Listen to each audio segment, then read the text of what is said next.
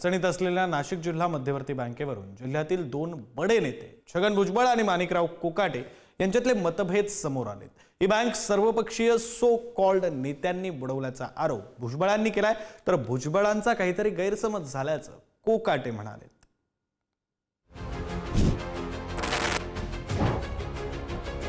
नाशिक जिल्हा मध्यवर्ती बँकेवरून दोन बडे नेते आमने सामने आलेत।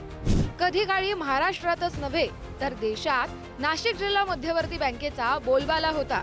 ही बँक आता आर्थिक अडचणीत आली आहे। सर्वपक्षीय सो कॉल्ड नेत्यांनी ही बँक बुडवल्याचा आरोप छगन भुजबळांनी केलाय।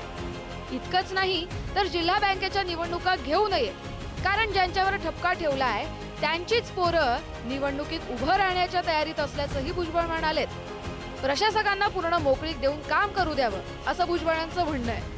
नाशिक जिल्ह्याची ही जी बँक जी आहे ही एकेकाळी महाराष्ट्रातली नव्हे हिंदुस्थानमधली दुसऱ्या क्रमांकाची बँक होती आणि एवढा मोठा प्लान होता शेतकऱ्यांच्या कर्जाचा, देशामध्ये दुसरा क्रमांक। पण आमचे तिकडचे जे आहेत अनेक वेगवेगळे सगळ्या पक्षाच्या जे सो कॉल्ड नेते ह्या सगळ्यांनी मिळून जे आहे ही बँक बुडवून टाकली। नाही, निवडणुका घेऊ नये या मताचा मी सुद्धा आहे। निवडणुका ह्या बँकेला परवडणाऱ्या नाही आहेत, नंबर एक। नंबर दोन, सर्व पक्षांच्या लोकांनी बँक संपवली वगैरे असे आरोप चुकीचे आहेत। भुजबळांचा कुठेतरी गैरसमज केलेला दिसतोय। असं काही झालेलं नाही। कुठल्याही राजकीय पुढाऱ्याकडे बँकेचं कर्ज येणं नाही, बँक त्यांनी बुडवली असं म्हणता येणार नाही। काही गोष्टीमध्ये चुकीचे निर्णय किंवा अनावश्यक या ठिकाणी कर्ज वाटप या ठिकाणी झालेलं आहे।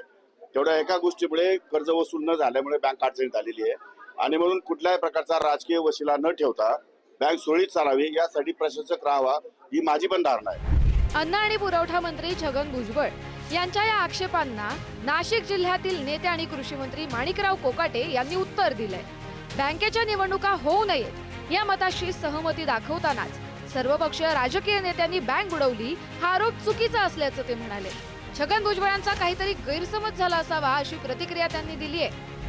अजित पवारांच्या राष्ट्रवादीत असलेल्या या दोन्ही नेत्यांचं राजकीय सख्य जिल्ह्याला माहिती आहे। मंत्रिपद मिळाल्यापासून कोकाटे आणि भुजबळांमधील सुप्त स्पर्धाही पाहायला मिळाली आहे। जिल्ह्याच्या नेतृत्वावरून ही स्पर्धा असल्याचं मानण्यात येते। नाशिक जिल्हा मध्यवर्ती बँकेच्या निमित्तानं या दोन्ही नेत्यांमधला वाद चव्हाट्यावर आलाय। आता त्याची राजकारणात चर्चा सुरू आहे। किरण ताजणे, पुढारी न्यूज, नाशिक।